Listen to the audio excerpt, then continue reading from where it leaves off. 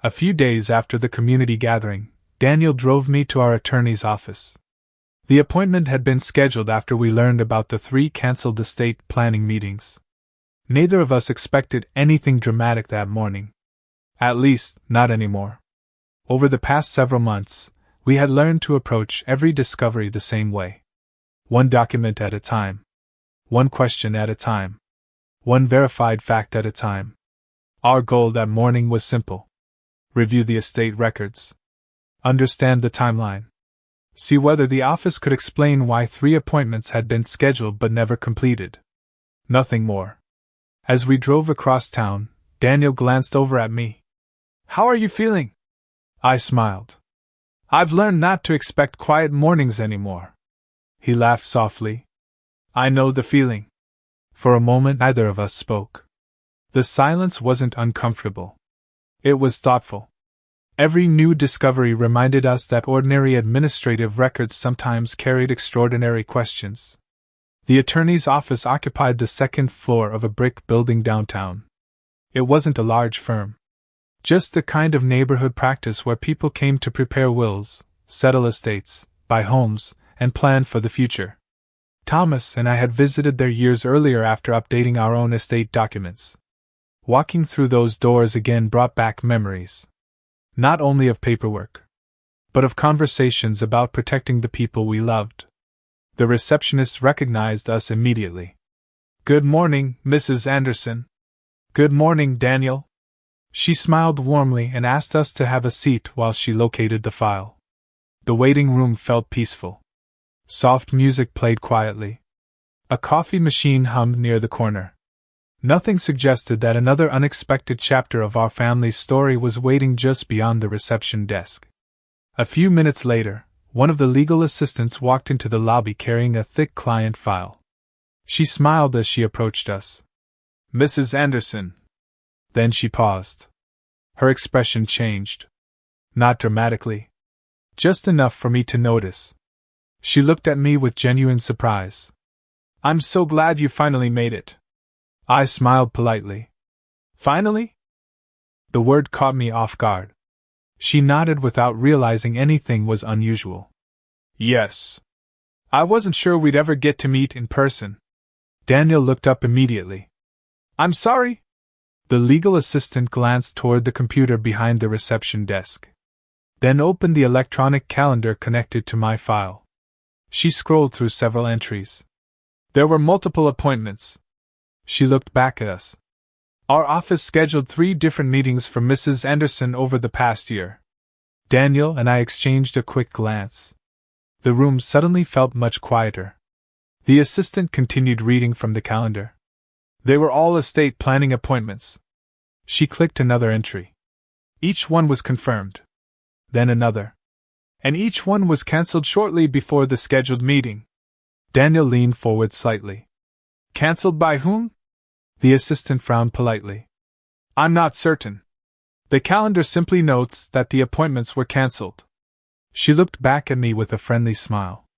"We assumed something unexpected had come up." I stared at her for a moment. Then quietly said, "I never scheduled those appointments." The smile slowly faded from her face. "I'm sorry? I never requested them." Daniel spoke calmly. "And my mother says she never cancelled them either." The legal assistant looked genuinely confused. She turned back toward the computer, carefully reading each entry again. The office remained silent except for the sound of the keyboard. Finally, she looked up. "The records definitely show 3 appointments." She hesitated. "But I understand what you're telling me." Daniel kept his voice gentle. "My mother wasn't aware of any of them." The assistant nodded slowly. "I think the attorney will want to review this with you personally." She closed the calendar window and gathered the file. "I'll let him know you've arrived." As she disappeared down the hallway, Daniel looked at me. Neither of us spoke immediately. We had reached a point where surprises no longer felt surprising. Yet this discovery somehow felt different. Appointments involve intention. Someone usually chooses a date, a time, a purpose. Someone confirms attendance. Someone cancels if plans change. Those are ordinary steps in everyday life. But I had no memory of taking any of them. I looked toward Daniel. I've never called this office about those meetings. I believe you, he answered without hesitation. I've never even seen those dates before. He nodded. I know. The waiting room suddenly felt very still. Families continued arriving for ordinary appointments. A young couple walked in carrying papers for a home purchase. An elderly gentleman signed in for what looked like a routine consultation. Life continued around us. Normal. Peaceful. Predictable. Yet sitting there beside my son, I couldn't stop thinking about those 3 appointments. 3 meetings connected to my estate. 3 appointments the office believed I had requested. 3 cancellations recorded in their calendar. And I knew, with complete certainty, that I had done none of it. Daniel quietly opened his notebook. He wrote only a few words. 3 appointments scheduled. 3 appointments cancelled. Mom remembers either. Then he closed the notebook again. Neither of us wanted to guess what had happened. The records deserved to be examined before conclusions were reached. But one thing had already become impossible to ignore. Someone at the attorney's office had sincerely expected to meet with me. Someone believed I had arranged those meetings. And somehow, an entire year had passed before I learned they had ever existed. A few minutes after the legal assistant disappeared into the attorney's office, she returned carrying several printed pages. I thought these might help, she said politely. They're copies of the appointment history connected to Mrs. Anderson's file. Daniel thanked her and accepted the papers. The attorney joined us shortly afterward, greeting both of us warmly before inviting us into the conference room. Once everyone was seated, he spread the documents across the table. I've reviewed these briefly, he said. But I'd rather we go through them together. Daniel nodded. Let's start from the beginning. The attorney slid the first page toward us. It was a simple appointment log. Nothing complicated. Just dates. Times. Basic administrative. Notes. The first appointment had been scheduled more than a year earlier. Daniel quietly read the date aloud. I stared at it. It meant nothing to me. I searched my memory anyway. Birthdays. Doctor visits. Church events. Family dinners. Nothing connected to that date stood out. I don't remember this at all, I said. The attorney nodded. Let's continue. He pointed to the next entry. Several months later, another estate planning appointment appeared. Different day. Different time. Same client. Again I shook my head. No. I don't remember scheduling that one either. Daniel made another note. Then we moved to the third appointment. Once again, several months separated it from the others. 3 different opportunities. 3 different dates. Spread across more than a year. Daniel leaned back in his chair. They weren't all scheduled together. No, the attorney agreed. They appear to have been arranged independently. That detail caught Daniel's attention. Whoever had contacted the office, if the records were accurate, had done so repeatedly over time. This wasn't one calendar mistake copied 3 times. Each appointment appeared to stand on its own. The attorney turned to another page. This section records the cancellations. Daniel immediately looked closer. The first appointment had been cancelled shortly before the scheduled meeting. The second followed the same pattern. The third as well. Each cancellation occurred only a day or 2 before the appointment was supposed to take place. Daniel quietly traced the dates with his finger. So every meeting stayed on the calendar until the last minute. It appears that way. The attorney nodded. He then pointed to a short note attached to the first cancellation. The wording was simple. Client called to cancel. Will contact us to reschedule. Daniel read it twice. Then looked at the second appointment. Exactly the same notation. The third. Again. The same. Client called to cancel. Will contact us to reschedule. The room became quiet. Daniel slowly placed the papers flat on the table. Mom! He looked at me carefully. Did you ever make any of these phone calls? I answered without hesitation. No. Did you ask anyone else to call for you? No. Did you even know these appointments existed? Again. No. My answers came easily because there was nothing uncertain about them. If I had forgotten one appointment, perhaps I could understand. But 3? Spread across more than a year? No. I had never known about any of them. The attorney folded his hands. I want to be careful about what these records do and do not tell us. Daniel nodded. They show appointments. They show cancellations. They show the notation entered by office staff. He paused.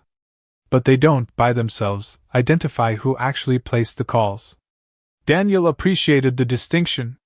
It was another reminder not to go beyond what the documents established. He wrote several short notes in his notebook. 3 appointments. 3 cancellations. Same administrative note. Then he stopped writing. For several moments, he simply looked at the timeline. Finally, he spoke. If even one of these meetings had actually taken place. He didn't finish the sentence immediately. The attorney understood. Estate planning decisions could have been discussed. Daniel nodded. Potentially. The attorney immediately added, but we don't know what would or would not have occurred because the appointments, according to these records, never happened. Daniel agreed. Right. He wasn't trying to imagine documents that didn't exist. He was recognizing the significance of the appointments themselves.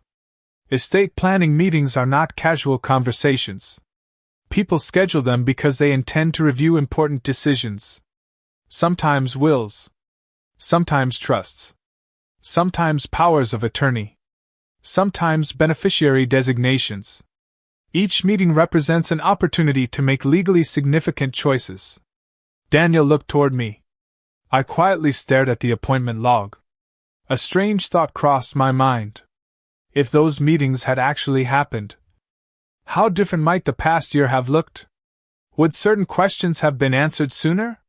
Would confusion have been avoided? Would I have had the opportunity to review my own plans? I would never know. Because none of those meetings had taken place. At least, not with me. The attorney carefully gathered the appointment history into one stack. We'll continue requesting any additional administrative records that may still exist. Daniel nodded. I'd also like to understand whether the office maintains telephone logs or related documentation. We'll determine what's available. Again, the attorney chose his words carefully. No promises. No assumptions.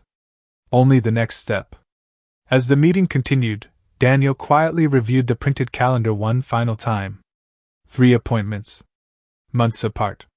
Cancelled 1 or 2 days before each scheduled meeting. Always followed by the same brief notation. Client called to cancel. Will contact us to reschedule. He slowly closed the folder. The room remained silent. Outside the conference room, ordinary legal work continued. Clients arrived. Phones rang. Staff moved between offices carrying files. Everything felt routine. Yet inside that room, a simple appointment history had raised another question neither my son nor I had ever expected to ask. Not whether important decisions had already been made, but whether I had unknowingly lost 3 separate opportunities to make them myself. After we finished reviewing the appointment calendar, our attorney closed the file but didn't stand up. Instead, he looked thoughtfully toward the legal assistant. There may be one more thing we should check? She nodded. What are you thinking? Our contact history. She immediately understood. If the records still exist, we may have notes showing how the appointments were confirmed or cancelled. Daniel leaned forward. What kind of information would that include? The attorney answered carefully. It depends on the office's record-keeping practices at the time. Sometimes it's only a brief note. Sometimes there's a record of the communication method. Occasionally, a telephone number is included. Nothing about that sounded dramatic. It was simply another administrative record. Another routine part of an office file. Still, after everything we had experienced, Daniel had learned that routine records often answered extraordinary questions. The legal assistant excused herself and walked into the records room. Several minutes passed. Daniel quietly organized his notebook while we waited. Neither of us tried to guess what she might find. Eventually, she returned carrying another folder. "This is our archived communication log." She placed it carefully on the table. "It's incomplete because some of these entries are several years old. But we preserved more than I expected." Our attorney thanked her, then opened the folder. Each page contained short administrative notes. Appointment confirmations. Rescheduling requests. Telephone conversations. Nothing unusual. Just the ordinary documentation created by a busy law office. The attorney slowly turned each page, then stopped. "I believe this is connected to the first cancellation." Daniel immediately looked down. A short entry appeared beneath the appointment date. The staff member had recorded that the office received a telephone call requesting cancellation. Beneath the note appeared a telephone number. The attorney quietly read it aloud. Daniel didn't respond. Not immediately. Instead, he stared at the number for several seconds. Then he reached into his briefcase. Without saying a word, he removed another folder. Inside were copies of documents we had gathered during previous months. Medical appointment records. Administrative correspondence. Contact information from earlier investigations. Daniel placed the pages side by side. He wasn't searching for names. He was comparing numbers. The room became completely quiet. He read the digits once. Then again. Slowly. Carefully. Finally, he stopped. His finger remained resting on one line. Our attorney noticed. "Daniel?" He looked up. "I've seen this number before." The attorney waited. Daniel opened another folder. "This appears in records involving Mom's cancelled medical appointments." He turned another page. "And here." He pointed again. "It's associated with contact information that appeared during one of the earlier record reviews." He wasn't speaking quickly. He wanted to make certain he wasn't confusing similar numbers. So he checked again. Digit by digit. Every number matched. He compared another document. Again. The same telephone number appeared. He didn't say what the number meant. He didn't identify who used it. He simply confirmed what the paperwork showed. The same contact number appeared in multiple administrative records collected during different parts of our investigation. I quietly watched him. Months earlier, Daniel might have reacted immediately. He might have announced what he thought the pattern meant. Now he did something different. He picked up his pen. Without saying another word, he carefully copied the entire telephone number into his notebook. Then he wrote beneath it, "Appears in multiple records. Verify context." Nothing more. The attorney smiled slightly. "I notice you didn't jump to a conclusion." Daniel returned the smile. "I'm learning." The attorney nodded. "A repeated detail deserves attention. But it also deserves verification." "I agree." Daniel closed one folder before opening another. He wanted to make absolutely certain. Medical appointment records. Contact information updates. Administrative correspondence. One by one, he checked every reference. Each time he saw the same telephone number, he quietly placed a small check mark beside it in his notebook. No dramatic circles. No bold arrows. Just careful documentation. After several minutes, he rested his pen. Then leaned back in his chair. I looked at him. "What are you thinking?" He answered honestly. "I'm thinking about patterns." He looked down at the notebook again. "Every time I recognize this number." He paused. "I remember another event we've already investigated." His voice wasn't emotional. It carried something different. Reflection. Months of reviewing documents had changed the way he looked at information. He no longer focused on isolated incidents. He looked for connections supported by records. The attorney folded his hands. "That's often how investigations develop. Not through one dramatic discovery, but through ordinary details that appear more than once." Daniel nodded.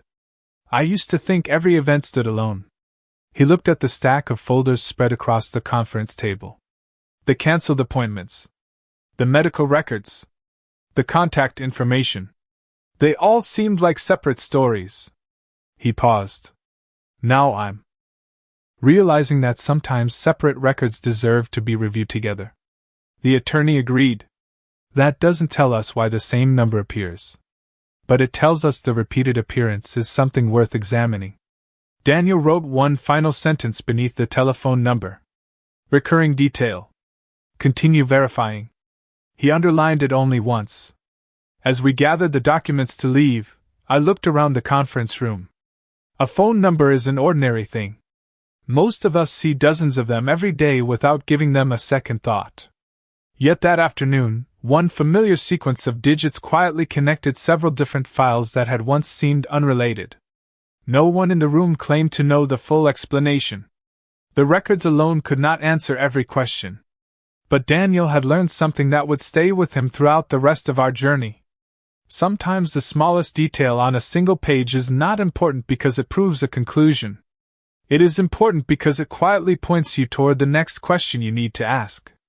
And as he slipped his notebook back into his briefcase, I noticed him glance once more at the telephone number he had written. Every time he saw those familiar digits now, they reminded him of another chapter we had already lived. Another record. Another appointment. Another moment when the past seemed to leave behind a small clue, waiting patiently for someone to notice it. After we finished reviewing the appointment records, I didn't close the folder right away. Instead, I looked across the table at our attorney. For several months, Daniel and I had spent our time uncovering things that had already happened. Cancelled appointments. Changed contact information. Missing letters. Documents I had never seen. Every discovery belonged to the past. For the first time since this journey began, I wanted to do something that would protect the future instead. I folded my hands on the table. I'd like to make a few changes. The attorney smiled. Of course. What would you like to update? I took a slow breath before answering. I want to make sure this office has my current phone number.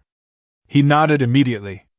The legal assistant opened my client file. I can update that now. I carefully read my number aloud. She entered each digit slowly. When she finished, she turned the screen slightly so I could verify it. Would you mind checking that everything is correct? I looked at the display. Every number was accurate. Yes. That's correct. She saved the change. The attorney made a note in the file. What else? I'd also like to confirm my email address. Again, the legal assistant updated the information. She read it back to me one character at a time. I listened carefully. For months, Daniel and I had learned how easily incorrect contact information could create confusion. This time, I wanted to leave nothing to chance. When she finished, I smiled. Thank you. Then I looked toward our attorney again. There is one more thing. He waited patiently. I don't want appointments cancelled or changed without direct confirmation from me. The room became quiet. The attorney nodded thoughtfully. Tell me what would make you most comfortable. I appreciated the way he asked the question. Not what was easiest for the office. What worked for me. I thought about it for a moment. If an important appointment needs to be cancelled, I would like someone from your office to confirm it directly with me using the contact method I choose. The attorney nodded again. That's certainly something we can discuss within our office procedures. He turned toward the legal assistant. We should place a clear communication preference in Mrs. Anderson's client file. She immediately began typing. The attorney continued speaking to me. Our office already follows established procedures for client communication. He smiled reassuringly. We can also include a prominent note reflecting your preferred method of contact. I listened carefully. He wasn't promising something outside the firm's policies. He was explaining how my preferences could be documented and incorporated into future communications. He continued. From this point forward, we'll use the contact information you've confirmed today. He paused. And for significant matters, we'll communicate directly with you using the method you've requested, consistent with our procedures. I felt myself relax. It wasn't because every problem had suddenly disappeared. It was because someone had finally asked me how I wanted important communications to happen. That simple question mattered more than I expected. Daniel looked at me and smiled. You've been asking everyone else to update their records. He laughed softly. Now it's your turn. I smiled back. I suppose it is. The legal assistant printed a confirmation page showing the updated contact information. She handed it to me. I always encourage clients to review this before leaving. I appreciated that. Together, Daniel and I checked every line. Phone number, email address, mailing address, emergency contact information related to the firm's file. Everything appeared exactly as I had requested. The attorney waited until we finished. Does everything look correct? Yes, I answered. It does. He placed the confirmation into my client file, then looked at me. I know today's meeting involved reviewing difficult records, but I'm glad we were also able to improve how we communicate going forward. So am I.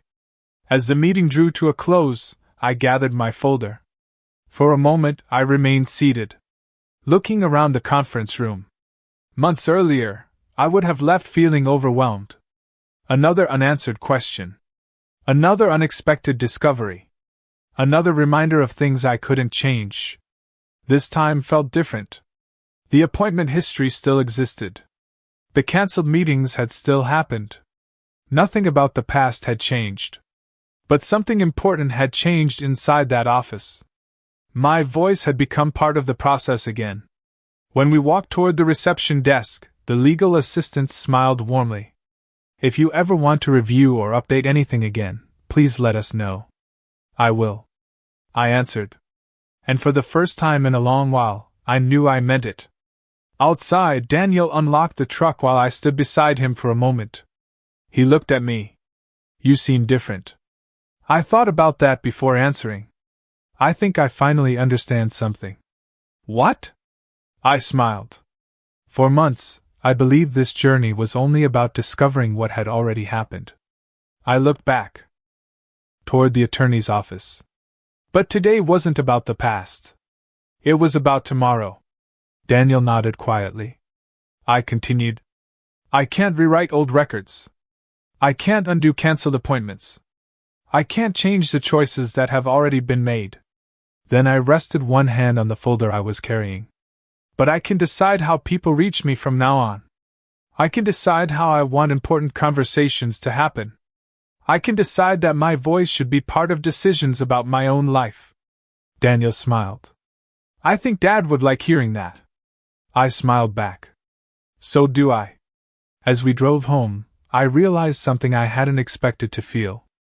Relief. Not because every mystery had been solved. Because something much simpler had happened.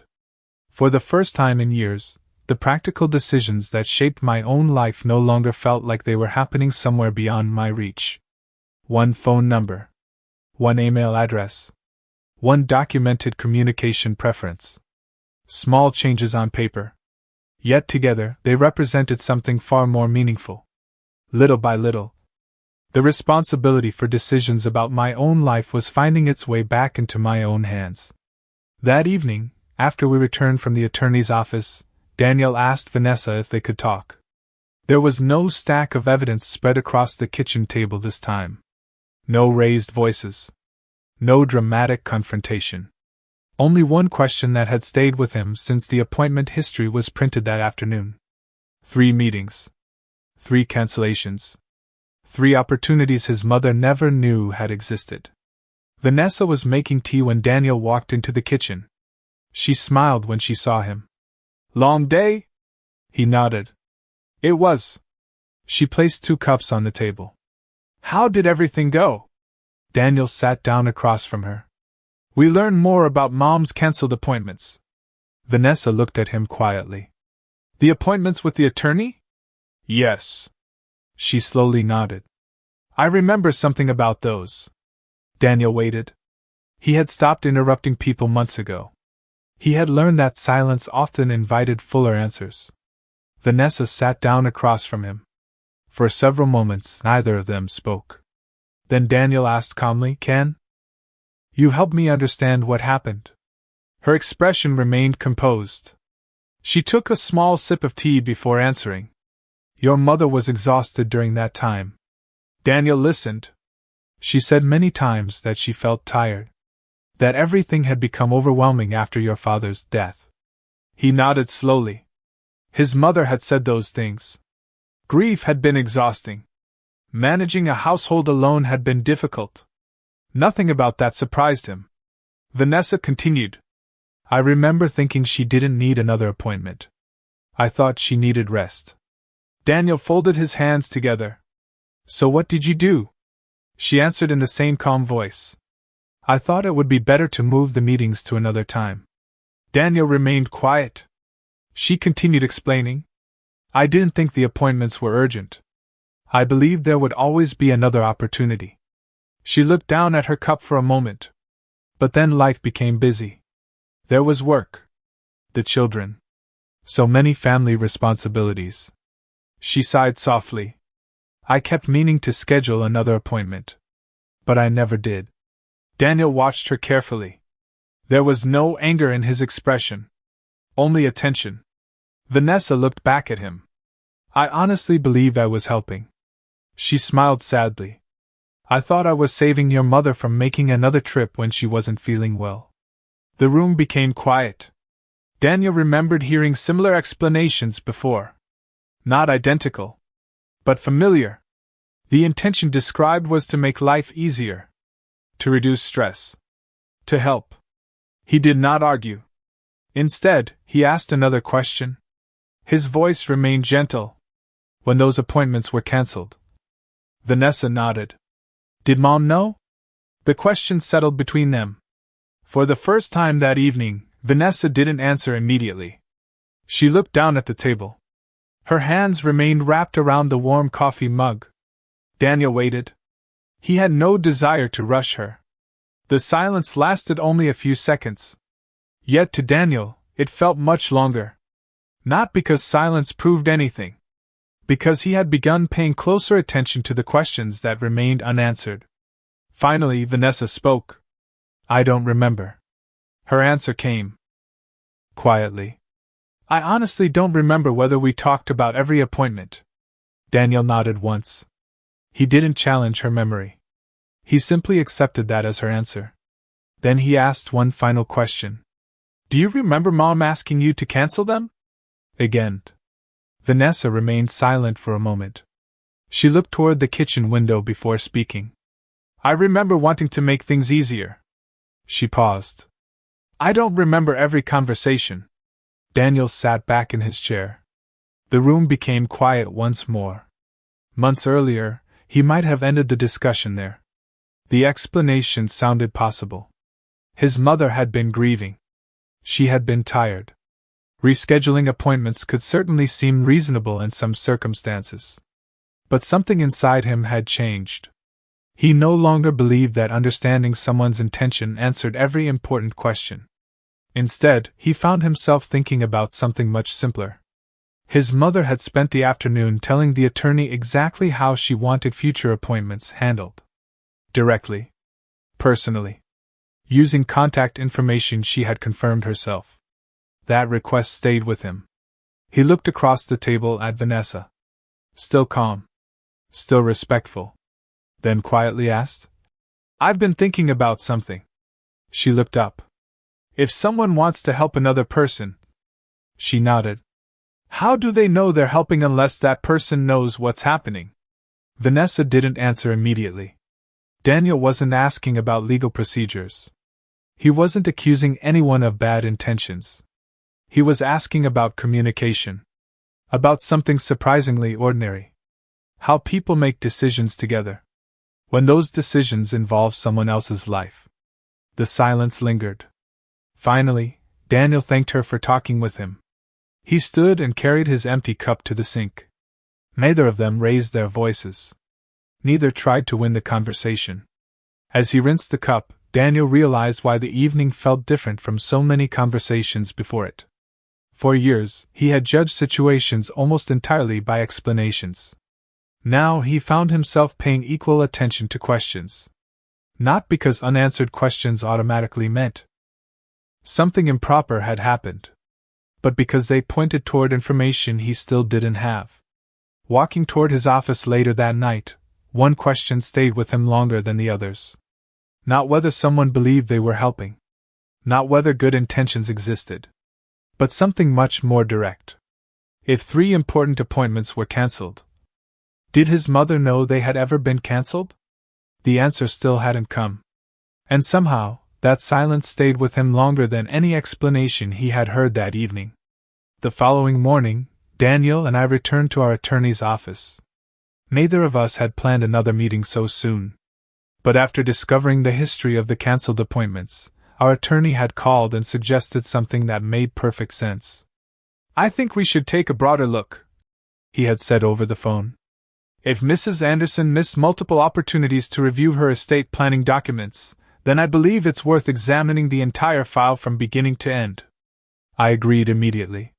For months, Daniel and I had been reacting to one discovery after another. An insurance policy. A storage unit. A charity foundation. Medical records. Cancelled appointments. Each answer seemed to uncover another question waiting beneath it.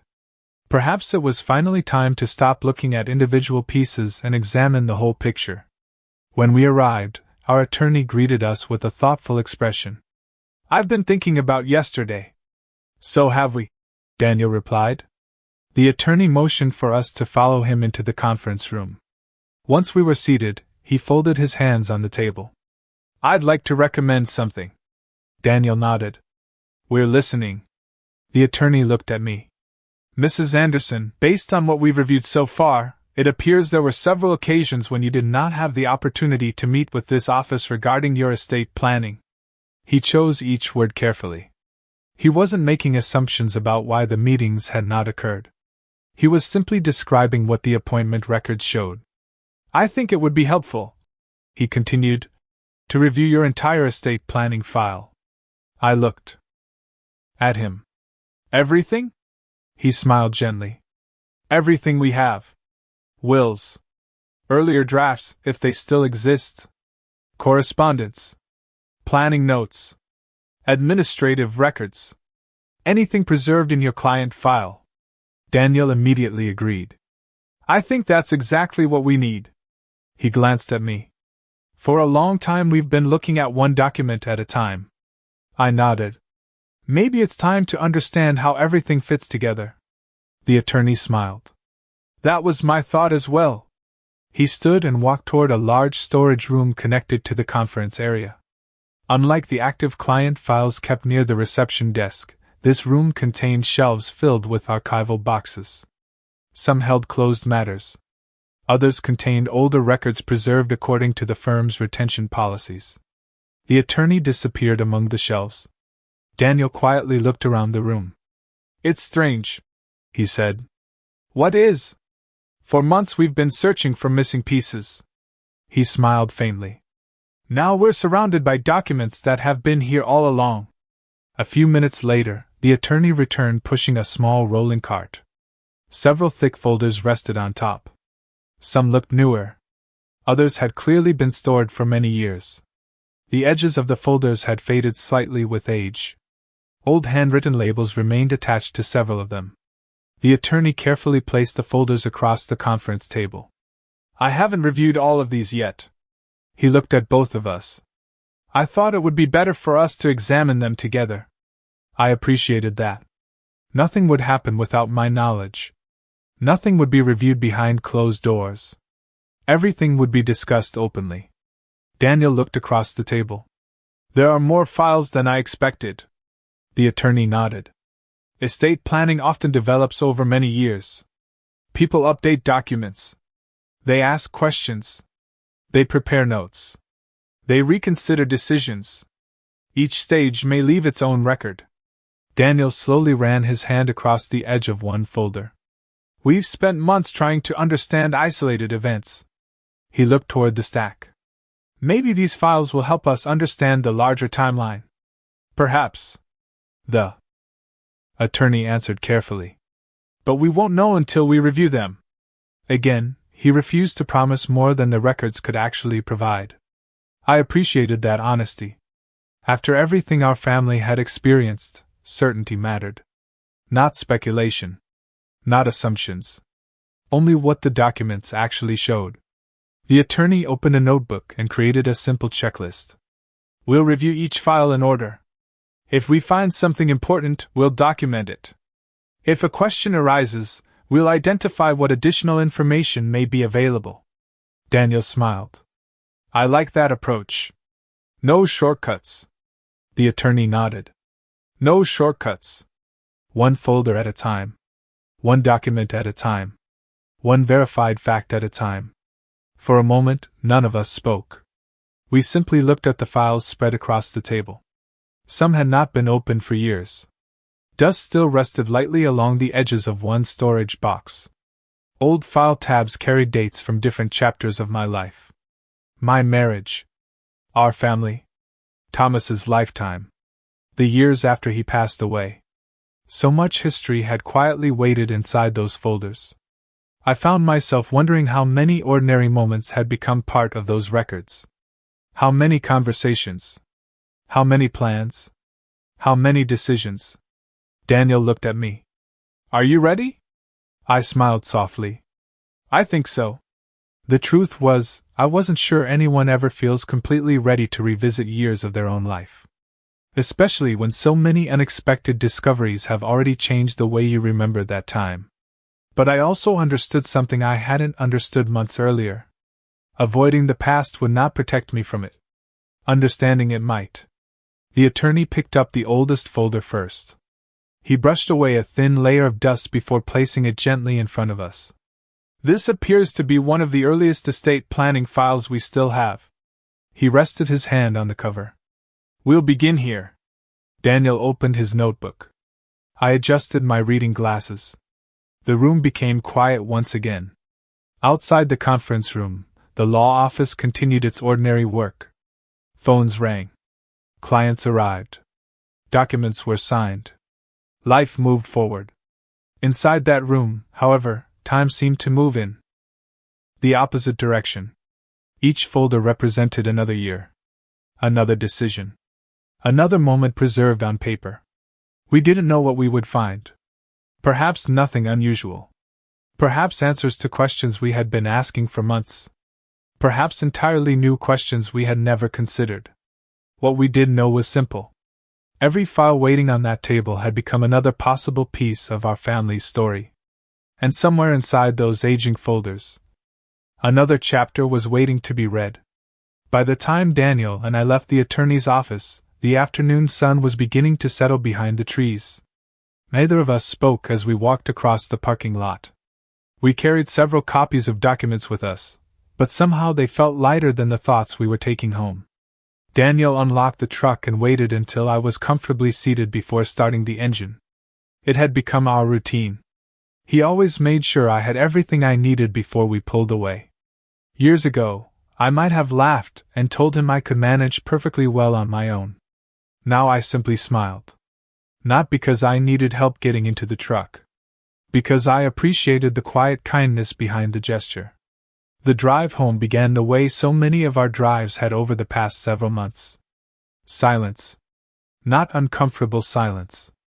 The kind that comes after people have spent hours thinking carefully. The attorney's words stayed with both of us. We should review the entire estate plan. For years, those files had waited in storage. Waiting for someone to open them. Waiting for someone to ask the questions we hadn't known to ask. Daniel kept both hands on the steering wheel. His eyes remained on the road. I could tell he was thinking.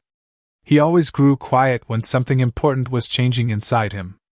Several miles passed before he finally spoke. His voice was so soft I almost didn't hear him. Mom! I turned toward him. Yes? He kept looking straight ahead. I've been thinking about something. I waited. He didn't rush. I always believed. He paused, searching for the right words. That you simply didn't want to change anything. I listened carefully. He continued. I thought that's why. Nothing ever happened. I assumed you were comfortable leaving everything the way it was. His words carried no defensiveness. No attempt to excuse the past. Only honesty. The kind that comes after someone finally recognizes an assumption they once accepted without question. I smiled gently. A sad smile. Not because I blamed him.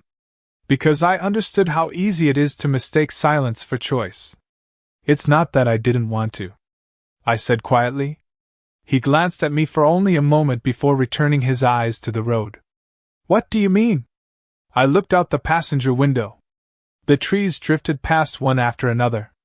I simply never had the opportunity. The truck became quiet again. I didn't need to say anything more. Those few words seemed to settle into the space between us. Daniel slowly tightened his grip on the steering wheel. Not out of anger. Out of understanding. For months, he had been reviewing records. Cancelled appointments. Changed contact information. Missed letters. Unanswered phone calls. At first, each discovery had seemed unrelated. Now they had begun forming a much larger picture. He wasn't thinking only about the attorney's office anymore. His mind moved backward through everything we had uncovered. The medical appointments that never reached me. The insurance notices I never received. The emergency contact information I hadn't known had changed. The conversations recorded without my knowledge. The family members who believed words I had never spoken. The opportunities that disappeared before I even knew they existed. Daniel spoke again. Almost to himself. I kept thinking the problem was that nothing changed. I looked at him. He shook his head slowly. That wasn't the problem. He paused. The problem was. His voice became quieter. You never had the chance to decide. I felt tears gathering in my eyes. Not because of sadness alone. Because my son had finally found the words I had struggled to explain for so long. People often think losing control happens all at once. It usually doesn't. Sometimes it happens one small decision at a time. One phone call. One cancelled appointment. One changed record. One conversation held without you. Each moment seems small by itself. Until years later. When you realize how many decisions were made while your own voice slowly disappeared from the room. Daniel kept driving. Neither of us hurried to fill the silence. Finally, he spoke once more. I thought I understood what you'd lost. He swallowed hard. I was wrong. I gently rested my hand on the center console between us. You understand now. He nodded. I do. He looked ahead through the windshield. For years, he said quietly, I believed you had chosen not to meet with the attorney. I believed you had decided not to update your plans. I believed you simply wanted everything to stay the same. Another long pause. But if you never knew those appointments existed. His voice trailed away. He didn't need to finish the sentence. The answer was already there. When we reached a stoplight, Daniel finally looked at me. There was no confusion left in his eyes. Only regret. And understanding. I spent years believing you weren't making decisions, he said softly. But now I realize. He took a slow breath. You weren't being given the opportunity to make them. I reached over and placed my hand gently on his. It's all right. He shook his head. No. It's not. Then he smiled sadly. But at least I finally understand. The light turned green. We continued driving toward home. Neither of us spoke again for several minutes. We didn't need to. Some conversations don't end with dramatic speeches. They end when two people finally understand the same truth. As I watched the familiar streets pass outside my window, I realized something had changed once again. The documents we found that day had not simply revealed another missing appointment. They had revealed something far more important. For years, I hadn't merely lost opportunities to meet with an attorney. I had gradually lost opportunities to speak for myself. To explain what I wanted. To ask questions. to make decisions about my own future. And as Daniel quietly drove us home, I could see that he finally understood the deepest part of that loss. It was never only about cancelled meetings. It was about the quiet disappearance of a mother's chance to have her own voice heard. And now, little by little, that voice was finally finding its way back. 2 days later, our attorney called again. By then, Daniel and I had almost come to expect that every phone call would uncover another piece of the story we thought we already understood. His voice was calm. "I've finished reviewing several of the archived estate planning files." He paused briefly. "I think you should both come back to the office." There was nothing dramatic in the way he said it. Just quiet certainty. An hour later, Daniel and I walked into the same conference room where we had spent so many afternoons during the past several months. The familiar folders were already waiting on the table. But this time, something new rested beside them. It was a blue file. Unlike the older folders, this one looked carefully organized. Our attorney rested one hand on the cover before speaking. "I found this while reviewing the archived materials." Neither Daniel nor I interrupted. He slowly turned the file so it faced us. Across the front, in clear lettering, were 4 words. "Draft Amendment to Will." I stared at the title. It felt strangely unfamiliar. I searched my memory. Nothing. No meeting. No discussion. No recollection of ever seeing the document. Daniel looked at me. "You've never seen this before?" I answered without hesitation. "No." Our attorney nodded. "I wanted to ask before we opened it." He carefully unclipped the cover and began turning the pages one at a time. The document appeared professionally prepared. Paragraphs. Legal language. Revision notes. Margins carefully formatted. It looked exactly like the kind of draft someone would prepare before meeting with a client to review possible changes. Daniel quietly followed each page as it was turned. He wasn't trying to interpret the legal language yet. He was simply observing. Finally, our attorney reached the last page. He laid it flat on the table. At the bottom appeared the familiar signature section. 1 line for the client. 1 for witnesses. 1 for the appropriate formalities. Every signature line remained blank. No signature. No initials. No date indicating execution. The document had never been completed. Our attorney looked at me. "This appears to have been prepared quite some time ago." I continued looking at the empty signature line. He spoke gently. "Based on the file, the draft was ready for review." He paused before continuing. "But according to the records we've examined, you never attended the appointment where it would have been discussed." Daniel slowly looked from the document to me. "So Mom never had the opportunity to review it?" The attorney nodded. "According to the records available to us, she never reached the stage of deciding whether to approve it." I appreciated the way he chose his words. He didn't assume what I would have decided. He didn't suggest the document would certainly have been signed. He simply described what the file showed. The draft had been prepared.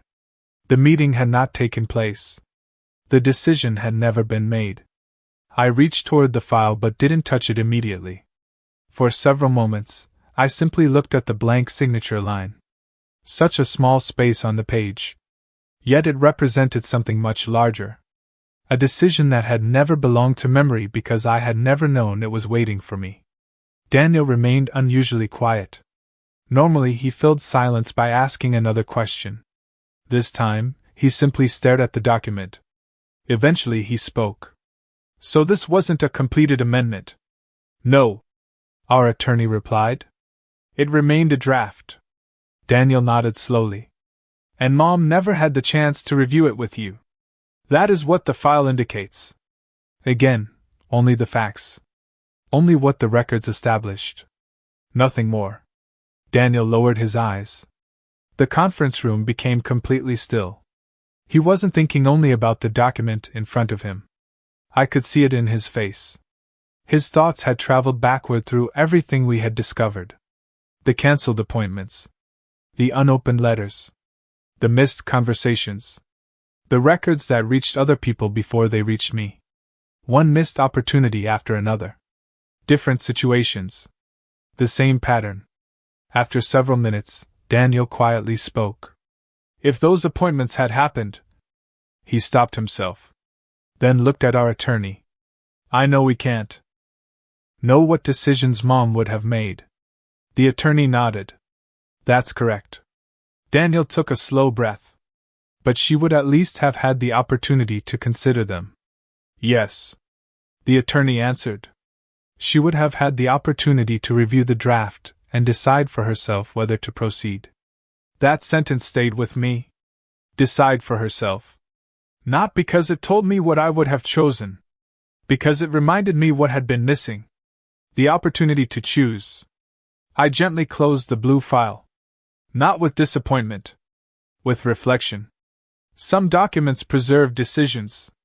Others preserve opportunities that never came to pass. This one belonged to the second kind. As Daniel gathered our folders to leave, he glanced one last time at the unsigned draft. No signatures. No final approval. Only a prepared document waiting for a meeting that, according to the records, never happened. As we walked toward the door, neither of us spoke. We didn't need to. Both of us understood the same quiet truth. No one could say with certainty what would have happened if those appointments had taken place. No document could answer that question. But one thing was unmistakably clear. A chapter of my life had remained unwritten. Not because I had made a decision, but because I had never been given the opportunity to make one.